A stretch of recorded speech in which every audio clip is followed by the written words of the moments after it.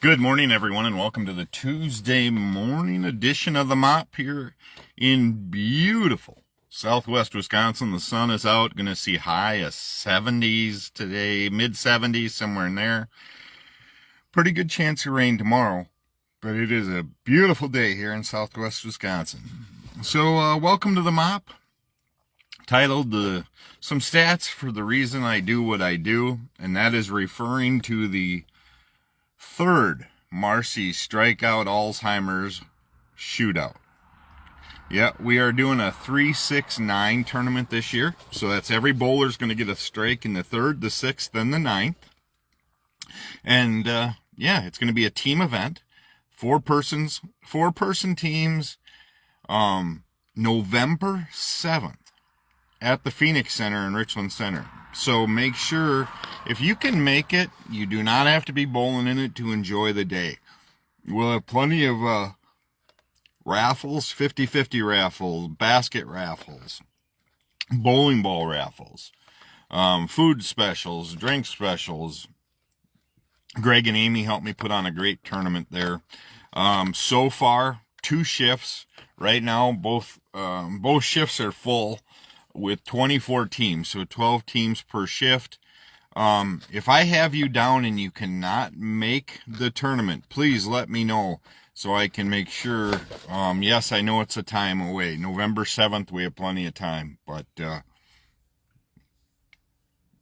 let me know. And if you're locked in for sure, let me know too. So in 2025, Wisconsin has about 110,900 residents age 65 plus living with Alzheimer's disease, with 2,361 deaths from the disease and over 205,000 unpaid caregivers, providing more than 297 million hours of care, valued at $6 billion. That's with a B, billion dollars.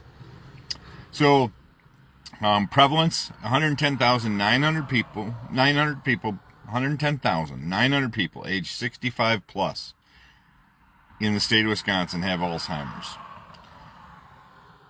In 2022, there were 2,361 deaths from it. Mortality rate ranks 7th among causes of death in the state. Here's an interesting part. 205,000 unpaid family caregivers. Unpaid family caregivers, total hours of care, 297 million. Unbelievable.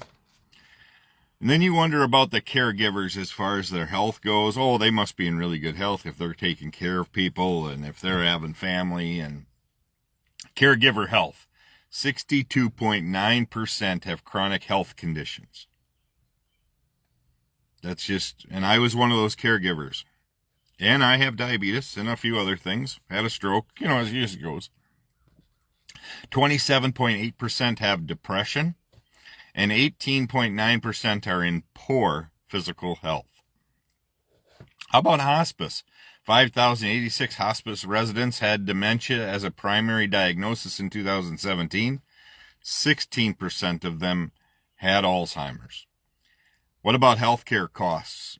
As we're hearing more and more about things getting cut, and of course we hear less and less about what we're doing for healthcare. What are we doing with healthcare costs with Alzheimer's? Medicaid spending on Alzheimer's care in 2025 is projected at $1.0 billion per capita. Medicare spending on people with dementia in 2024 is $28,275. That's per individual. Emergency care, we're talking 1,520 dementia-related ED visits per 1,000 people with dementia in 18.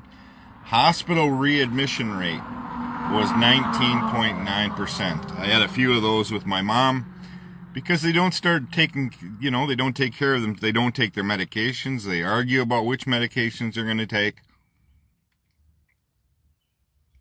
They fail to stay hydrated. They fail to, because they don't know. They don't know any better. So yes, you're readmitted into a rate of almost 20%. How about the national context? Maybe it's just Wisconsin. 7.2 million people aged 65 plus live with Alzheimer's disease. That cost nationally $384 billion in 2025 for care, excluding the unpaid care. And the caregiving, 12 million unpaid caregivers provide 19.2 billion hours of care, valued at $413 billion. Deaths from Alzheimer's have more than doubled between 2000 and 2022. Dementia prevalence in Wisconsin, 8.9% in the WLS cohort at the MEA1. 79% of cases were clinically to be Alzheimer's disease. Projected growth by 2040. Guys, that's not that far. 2040 is not that far away. Wisconsin populations over 65 is expected to grow by 44%.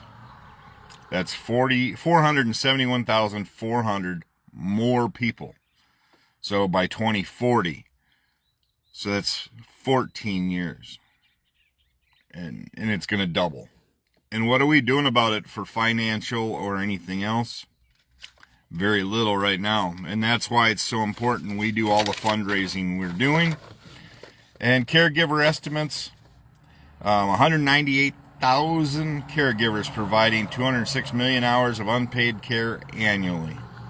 So if you're looking for support groups, contact Pam at the ADRC. She's the dementia care specialist in Richland County. She'll definitely be able to help you out, or at least point you in the right direction. I'm going to tell you right now the biggest things to have lined up: power of healthcare, power of finances. Have them set up. Who's going to be your guardian when things go south? Make sure, I don't care how strong your family is. I have talked to so many families that have fallen apart during this process. And I hate to say it, mine is one of those. As the legal guardian for my mom, I had to follow some very strict rules that I don't think anybody understands what goes on when you are the legal guardian to somebody with Alzheimer's. And where the money has to go, and when you sell houses and all the property and all of that. Due to the fact that my mom had to be in a locked facility, and the facility was about 10 grand a month, the money had to go somewhere, so you sell all the assets, you do all of that.